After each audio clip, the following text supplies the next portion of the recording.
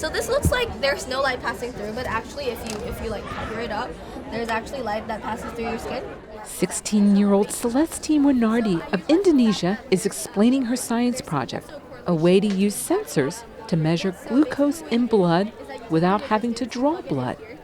She's part of 20 teams of teenagers from around the world, taking part in Google's science fair.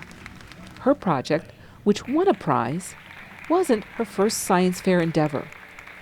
Before the current prototype I sent into Google Science Fair, actually I had one that failed.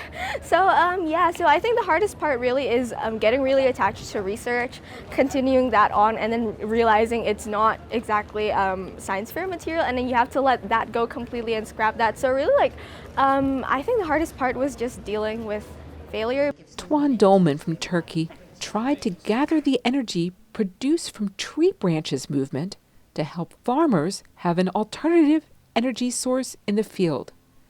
The farmers need energy to power digital sensors that monitor things like air quality or humidity.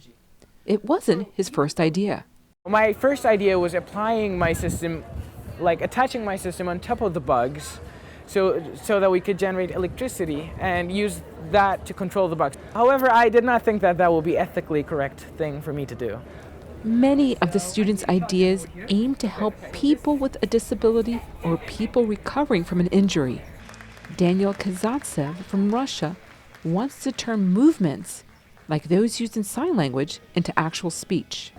I've created a technology that provides you to recognize positions of your hands in space based on activity of your muscles in that area. My use case is helping people using sign language to communicate. The winner of Google's $50,000 grand prize was Fionn Fiera from Ireland, who created a new method to remove microplastics from the water using magnets. The judges said Fionn embodied the spirit of exploration.